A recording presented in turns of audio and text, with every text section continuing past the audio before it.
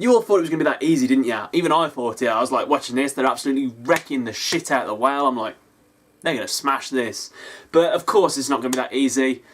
Of course it's not. So I don't know if anyone else had this, but you know the flashback at the start with Wilhelm and his wife? For a split second, when I saw the guy walking with the swords, I thought that was Subaru. I thought this was like a flash forward. So this is like future Subaru, who's a badass, and there's like, this was something to look forward to. Subaru learning how to wield a sword, and he grew his hair, and he's got like a little ponytail thing. I was like, that's awesome. And then I saw he had like brownish hair, and he had, I think it was blue eyes. I was like, wait, that's not Subaru. Oh, never mind. Not that it matters. Like, it was really good the way they did those flashbacks. It sort of like paralleled what was happening in the battle as well. He's quite good because, I don't know, like, I don't feel like we've got to know this character that much. So when his supposed character death dies in this episode, I don't think he's dead at the moment. I still think he has something to prove. I'm a bit up in the air because he's done all this damage. He put in some serious work against that whale. He took out its eye. He knocked one of its, I think it was its tail, like fin thing, if that's got a proper name, let me know. But he wrecks both of them, and he does all these like cool moves where he's got like his sword into the whale, and he's just dragging it all along. And now we kind of know why he has 6 swords. It's specifically so he can fight this whale, because he's obviously going to attack sometimes. His sword's going to get stuck,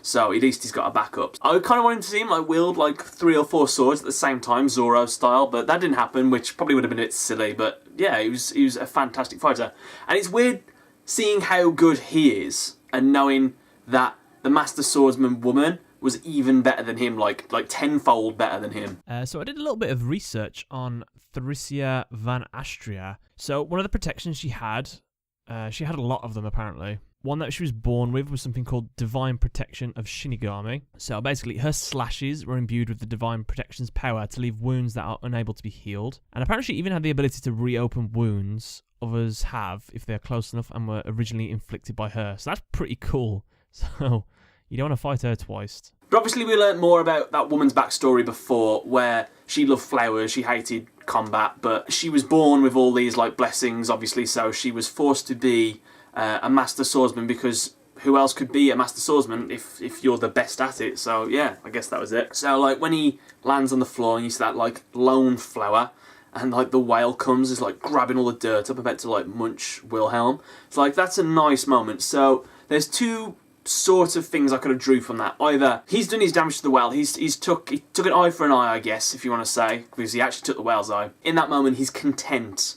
He's sort of achieved what he wanted to do. He wanted to confront the whale. And then that would, like, I'd say maybe he's dead now, because then he's accepted it. But I still don't feel like he's achieved anything. I feel like he has to witness the death of the whale to sort of avenge his fallen wife. I don't think he's dead. Next episode will start, we'll see the whale start convulsing in the air, and they're like, what's wrong with it? And then all this blood pours out its mouth, and then Wilhelm jumps out, and he's like, woo, I'm alive. Possibly. Going back a little bit further, like, into the actual battle as well, my preparation for this, I was expecting, like, bows, maybe some arrows, bit of magic getting cast. I didn't expect bloody, like, Tesla magic rail cannon things. Like, they were like the things off Metal Gear Solid, the like rail cannon, like shooting up with all this magic. And they were impressive. And like some of the giant explosions they caused as well. Awesome. Obviously, they weren't very effective, because the whale had like magic dispersing hairs, which were like stopping magic attacks. So like all the physical attacks were the ones that were doing the meat of the damage. So that was pretty cool. And we get the confirmation of what actually erases people from existence.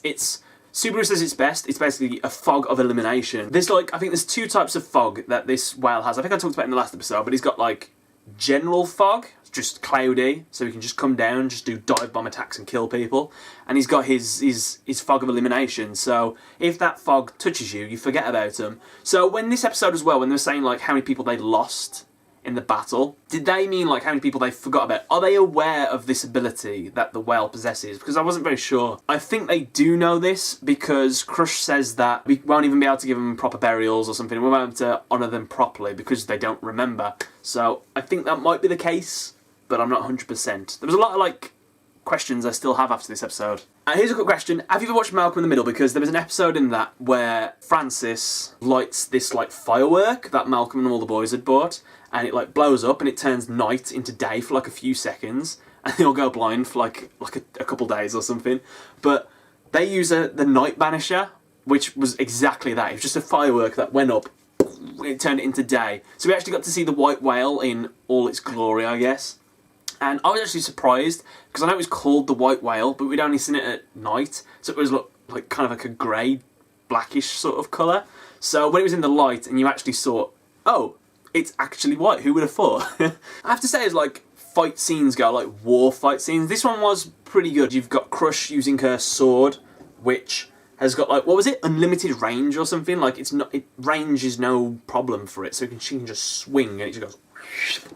So every time she swung that sword, that was excellent. I don't know why she didn't swing it more. I'm guessing she didn't want to hit any casualties. But the whole time there's this like orchestral score that's going on throughout the episode, and it was giving me kind of like, this is probably like the intention of it. This kind of gave me like Moby Dick being at sea, like hunting for a whale kind of music. So you could imagine this like on a boat, sort of like going with this kind of score that was going on. So obviously like fit with the parallels between this and the white whale, which obviously it's probably based on. Of course it is. Oh, how could I forget?